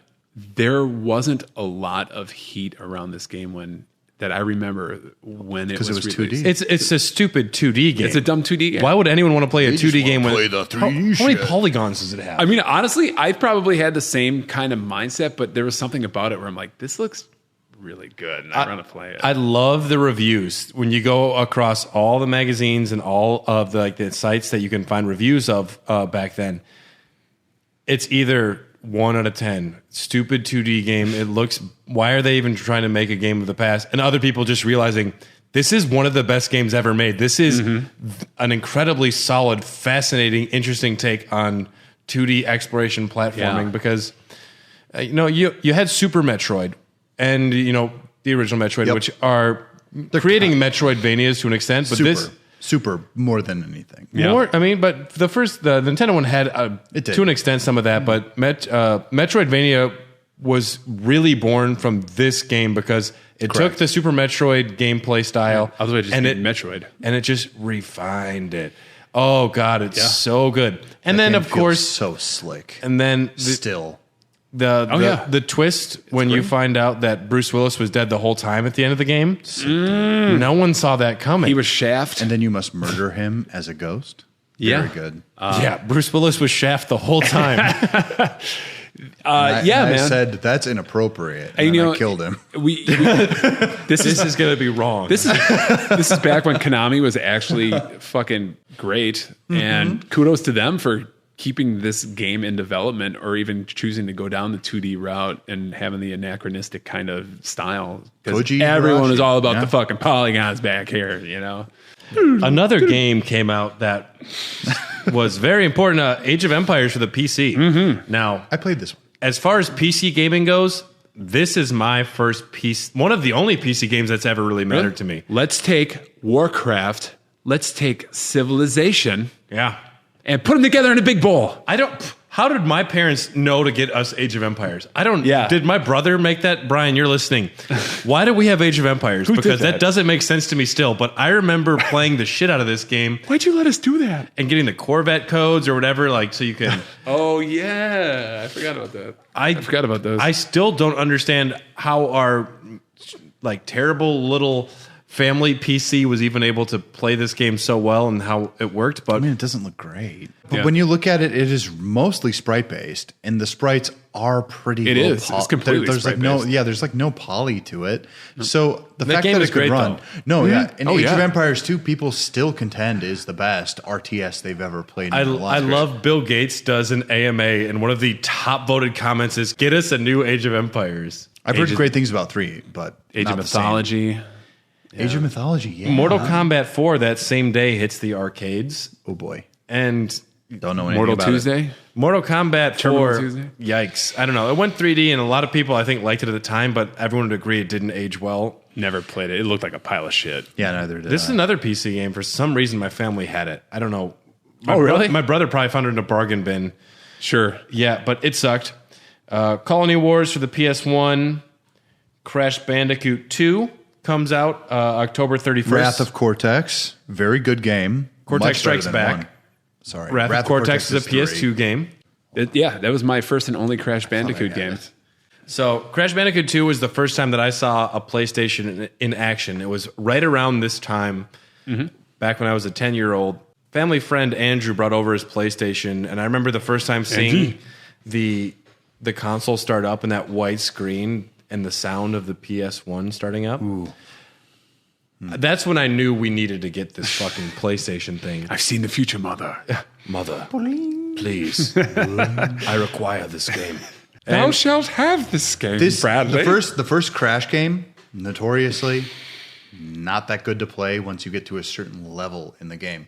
Okay. And it's basically, there's one where you're It's still fine. jumping on turtles on like a drawbridge, not a drawbridge. It's like all a rope fog. bridge. It's all smoky fog. clouds. You And can't then, see like, shit. If you mess up even once, you are completely fucked. But now, also, that's all about how long you hold your jump, and it's about timing your jumps. I got through it, and I've gotten through it on the original, and I got through it on the Insane Trilogy. Another game came out this month called Riven, the sequel to Myst. And I imagine the only reason my family owned this for the PS1, when I say my family, I'm going to say my brother, was because we saw that it had 5 discs, and we thought if FF7 is 3 discs and Riven has 5, just imagine. Yes. And we never got to the second disc. No. But This, What are you bad This at was never puzzles, for you me. Ding dong. I was like, dude, what do I do here? I walked. It's just I'm not used to point and clicks, you know. Yeah, Sure. of course. I mean, Especially for the PS1. even when Myst came out and it was like this thing to sell you on CD-ROMs, I was not into it. I'm like, it made a pretty picture, but that's all it was. They Just a almost series tricked of- me. And then, of course, Star Wars Master of Terras Kasi. The best game. I on played the this. console. And this is one it's funny because reviews are always polarizing. They're either loving it or hating it, but it did introduce us to the quintessential Star Wars character. Tusken Raider. Say it. Hor. Yes. And if you want to hear more about Hor, go to the most listened to Hair of the Dogcast episode in our entire Ever. series of podcasting. Check out I'm Han Solo, because it is the most listened to Hair of the Dogcast episode by far. Han Solo. Which goes to show you, make sure you put characters' names in the titles of your podcast. Yes. When they're going to go on Spotify. Call this one James. If we would have Bond. put that one where you play as Hor, it wouldn't have gotten as many clicks. Boba Fett versus Hor. November of 1997, Titanic is a big deal and doesn't flop.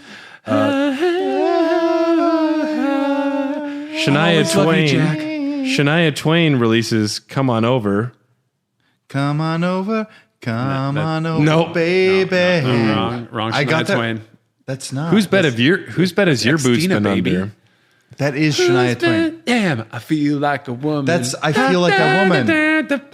No, it's But "Come On Over" is the album. That was a banger.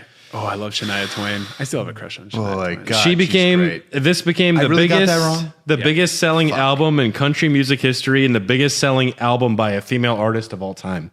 Dude, Because everyone my mom across the had that. board agreed Shania Twain is fucking hot and this is party music. No, everyone Yes. agreed that they felt like a woman. When I was Dude, at that's still one of my party songs. If "Man, I Feel Like a Woman" comes on, I will get kicked off the stage by every woman because I'm having too much fun with it.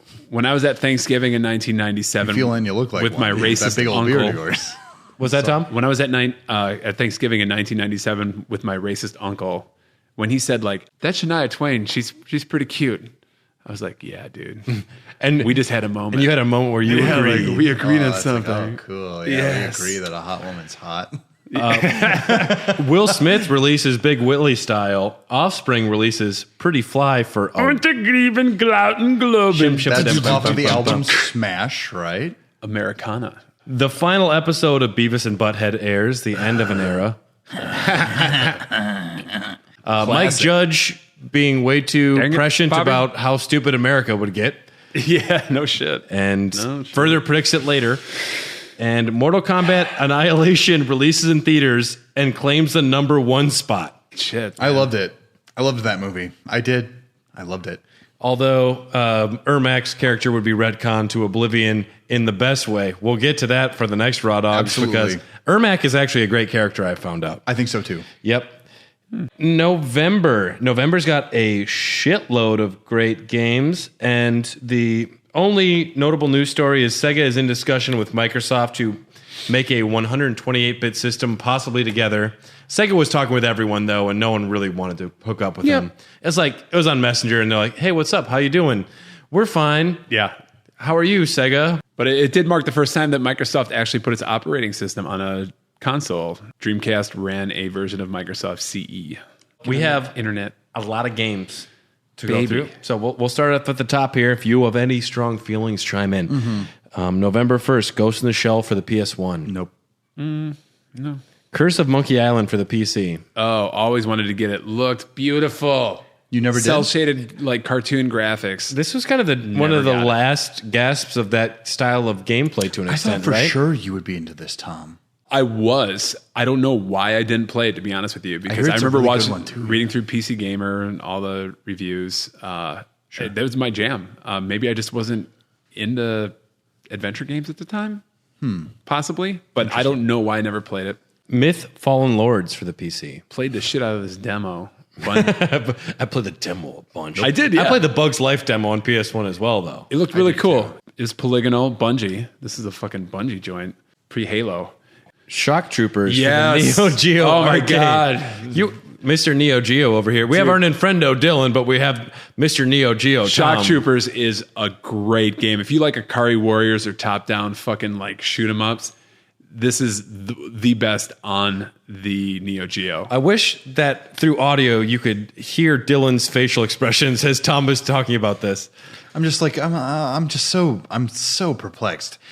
As someone who by osmosis has absorbed a lot of video game history, some of it wrong, obviously, but when you say something like this, I'm just like, what the fuck are you talking about? dude, the Neo Geo, it's a whole thing that we don't even know about because I've almost never touched it either outside of Metal Slug. I've never held a Neo Geo. How do you not have a Neo Geo Mini? Because I have a Neo Geo. You have a real one. Actually, yeah. I would be fascinated to play this. It's great. Dude, he knows more about the Neo Geo than anyone I know. That's sick. We're going to do it. Yeah, we'll do a Neo Geo episode next year. Don't worry. More importantly, November 17th, Parappa the Rapper comes out for the PS1. Loved it. Yep. Fucking loved it. Got it. Day one. Funko Land. If this was released on vinyl, I'd pick this shit up in a heartbeat. I prefer to toast the buns. I know that the buns. But we should do one of those those Josh Gad like Zoom style group interviews. Get the entire Parappa cast together. Dude, if we could, no one would pay attention. Sitting in the Zoom. Dude, it's 6 songs. How can they make 6 songs with a rhythm game with a story that actually functions? And one of them is you have to take a big shit and everyone's in the... But it's also the penultimate where you have to go fight all of your previous masters. Yes. Yep. Everyone's got to punch, turn, and chop the door. Or I will fall. It's fucking brilliant. So with even what's going on right now, like anyone I knew... I remember Jammer Lammy came out as kind of the sequel, and I was so bummed that it wasn't rapping, it was electric guitar. So I remember not liking it. Since then, I have gone back. And I was like, oh, it was so brilliant. Why did I not realize this? More of a Guitaru man guy. Oh, God. Yeah, I remember when I went to buy this game, the clerk at Funko Land, I was an adult. I remember him just looking at me like, why would you want this fucking kid game? You know? And at the time, I had never played it. So I'm like... You slapped your $40 on the thing and you flicked him off? And boy, yeah, the joke's on him. I've actually had that before. I went into a GameStop to reserve Wind Waker. It was 2002. That game looks dumb, and my mom's like, but it's what he wants. Wow. Right. That's terrible. It's what he wants. I No, know. it turned out to be the best Zelda game. What kind of... Sorry. Yeah. some jaded person who's like 4 years older than you has a strong opinion. But I was like, I would like this, please. November 18th. I love it. November 18th, Sonic R comes out. The Sega Saturn struggle without its Sonic R came out then? The Saturn struggles with its lack of a 3D Sonic game, but this racing title could be beaten in less than, what was it, like 2 hours or something like that? Something like that. I never played and it. it. Controls like shit. I've played it. No, it is unmanageable. The idea is that everyone except for Robotnik is just running across the screen.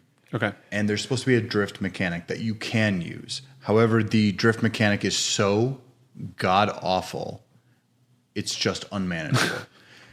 Robotnik's actually the only character you can play as because there's supposed to be like in Mario Kart, you have heavy, light, and middle characters. Mm-hmm. Yep. It also struggled with the fact that 3 days later, Diddy Kong Racing drops in the 64. Better than Mario Kart 64. It was going to be Pro-Am 64, but due to Banjo-Kazooie getting pushed back, they added the character of Diddy Kong to the game. Also Conker and Banjo. To make it more sellable, but they put Diddy Kong at the helm. Interesting, this is Diddy Kong's only mainline game in the Donkey Kong franchise, which is fun. Have you guys ever played this? Back in the day. Barely. Yeah, I think I played a couple So I rounds. played this way more than 64 because I'm going to say it's a much more interesting video game. You can fly, yeah. It's got airplanes, but also hoverboards. Fly, Diddy. And it changes the entire dynamic of it because someone can be an airplane and someone can be a hoverboard. It was never proven, but Puff Daddy did play this game and change his name shortly afterwards. So we don't know if that's why. Makes sense. We don't know if that's where it came from, but he might be Diddy because of that. It did have Banjo. It also had a Conker in it. No Croc, Legend of the Gobos, noticeably. No Croc. But it also had my favorite character, and his name is Tip Tup, and he's a turtle. Oh, of course he would be. Moving on, we have MDK for the PS1, November 21st. Yep, never really played those. Tomb Raider 2 for the PS1. Never. Played that. Kirby's Dream Land 3 for the Super Nintendo. I have actually played this. Yep. Still some good Super Nintendo games coming out late in the life cycle. Superstar is actually a kind of mature version of Kirby. This kind of went back and gave you all the absorbing powers, but it's a childish version of that. Yep. Kirby came out, give your last rites to the console. Yeah. Say your goodbyes. It's the most beautiful Kirby game, though. It looks like crayon drawings. Have you seen Air Ride for the GameCube? Yeah, I have, and I owned it. Motor Racer for the PS1. My family had this. It was fun. You got to actually ride a motorcycle on the Great Wall of China. Oh, wow. So legal. So it's cultural. Fuck. Street Fighter Collection for the PS1 and Saturn. Nope. Monster Rancher for the PS1. Did play. Preferred this. Pokemon. I definitely. Is this the one where you could generate your... Yes. Put a CD in? CDs. Yeah. Yep. Okay. So if you had like The Offspring, you could just Yes. put it right in. It would generate a monster for you. And That's fun. I did generate a monster from The Offspring. I want to go to a website and look Nice. up what monsters were You had generated Offspring from different CDs. from the There is a randomized aspect to it. But once you do it, it'll literally say like, you've scanned this already. Yeah, you've already put Shania Twain in here 10 times today. Right. We got to get it. stop this. But I feel like a woman, This damn is it. this is the sexiest woman monster we can make. That's right. Racist uncles would agree. Bomberman 64. Finish your drink. Yes. Very good, by the Okay. way. It's a great 3D platformer. Is it better than the And it had- Xbox reimagining where they modernized it and made it cool? I think I have. That was a joke. No, that was a joke. never. The 360 one. No, never. Actually, Bomberman 64, I remember renting it twice. My mom would never buy it for me, but I remember the commercials. Right. Look out, here comes the Bomberman. Yeah. Is this about Ted Kaczynski? Yep, exactly. I love that game. The fact that he was a playable character in the game, though, is very odd. You get Put in little, a code. This is this guy with the disheveled The hair. big head Ted Kaczynski mode. It's all about Bomberman dropping bombs and you kick it into people, but it's kind of a 3D platformer with an isometric view. And it was fantastic. I remember it actually being very good. WCW versus NWO World Tour for the 64. Unfortunately, I did play this game. I preferred the PS1 wrestling games, but it was fine. I was into wrestling at the time. Moving on to December. Now, Spice World debuts in theaters. Hold on to your knickers, girls. Nintendo drops cartridge prices to $50 or $60. Yep. for the holiday. They drop it down $10 essentially, Right. on their new releases. I would like to look at you 50. Oh, you like our games, huh? Right, you 60. Guess what? We found 10 more 64s in the warehouse, so you can buy those too. Yes. No, it's weird. We got all these cartridges. We don't know where to put them. Not many games for December, so No, but Quake 2 for the PC. Quake 2 is fucking huge. Going back to the fucking video card, this was one of those games where if you had a fucking video card, it was pretty mind-boggling. It's the first time I ever saw a game where if you shot your shotgun or a bullet out of your gun and it traveled down the hallway, the light would reflect off of your projectile as it went down the hallway. Amazing. It was pretty fucking cool. Yeah. That is sick. It looked great. Yep. Quake was big. Quake 2 was the one that fucking hit. Yeah. December 12th, Grand Theft Auto lands on the PS1. This is months after the PC release. Another major franchise landing this year. I personally never played any of the top-down Grand Theft Autos top-down. longer than 5 minutes. I did. They're good. They're very good. I mean, you love Hotline Miami. It's kind of in that same vein, I would it's imagine. in the same vein. Hotline Miami is As a million, dude, right. I just started it not long ago. Did you play Hotline? Because I got it on the Switch. It's a puzzle game. Yeah, and it's fun. Yoshi's Story. I don't know. Yes. Why would they release this on December 21st? That's making it tough for parents to get that for Christmas. That is an odd. Yeah. Do it a week earlier. You ever played it? Do it 2 weeks earlier if you can. But yeah, Yoshi's Story came out on December 21st. I have a bone to pick with this game. Okay. Because it has the most depressing color palette I've ever seen for a video game. The lime happiest. Green, no. It is the lime green of your nightmares. It is literally just like, it feels like sludge. Okay. The gameplay is okay. Is it one of those Silicon Graphics like modeled characters? So kind of it's game? partial, and you can kind of tell what's going on there. It's like I can kind of envision in my head. But It plays a lot like Yoshi's Island, but with none of the charm and none of the art direction. I mean, after this game was released, they definitely realized that they fucked up and they should have gotten Croc Legend of the Gobos. I'm just going to say this. Look at the color of Yoshi on the color of Yoshi's Story. That is not a normal colored Yoshi. This is literally the first time they could make like a shiny looking Yoshi in sprite form. And that's what they chose to do. They tried to make him look as if he's a part of the Mario 64 universe. Wow. Whereas when you saw Yoshi last, he was carrying a little baby who you loved very much. Love the fucking shoot. The only other game of note of 1997, Alundra drops December 31st. What's that?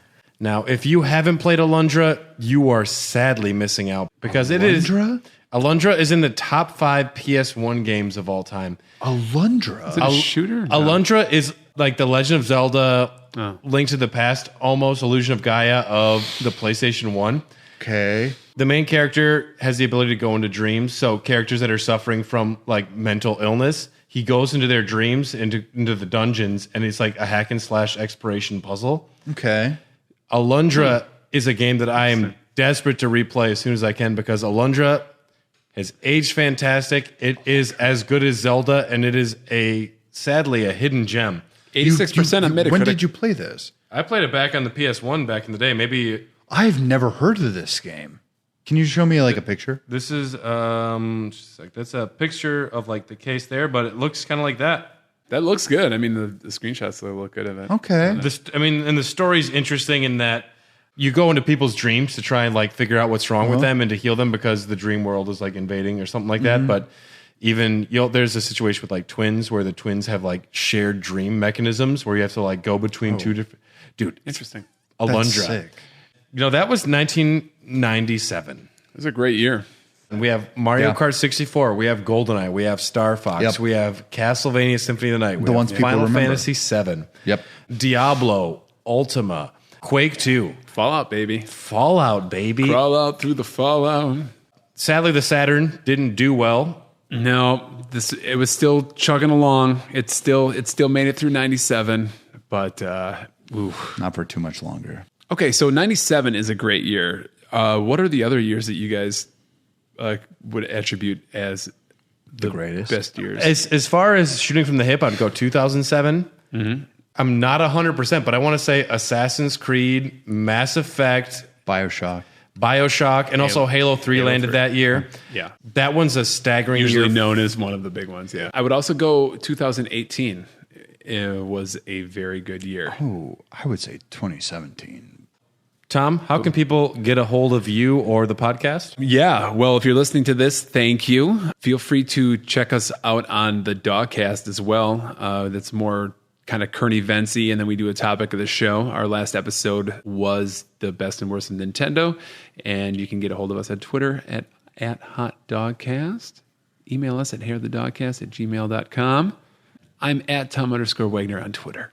Dylan, if people want to support us, how can they go about supporting us? Patreon.com/hairthedogcast. What are some of the exciting perks they can get? You can decide what we're going to talk about. Enough money is less than the cost of a cheeseburger, which is perfect. We love you. Thank you for all your support, people. Something exciting to announce. We have officially reached over 1,000 followers on Instagram, which is exciting.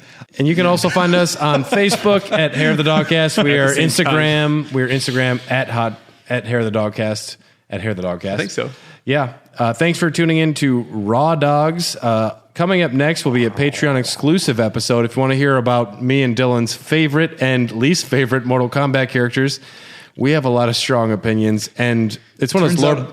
We're going to get into design philosophy on this, by the way. Yeah. So get ready. You know what's great is that there's a lot of really fucking bad designs in Mortal Kombat, and also great designs, but the bad ones are very bad. Striker. Most of them are color swaps, let's be clear. But, oh my God, shoo how. Thanks for tuning in.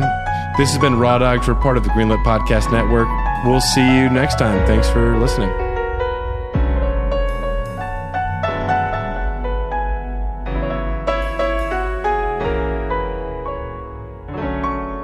Give it to me, baby. And all the girlies say I'm pretty fly. For a white guy. You got a great ass.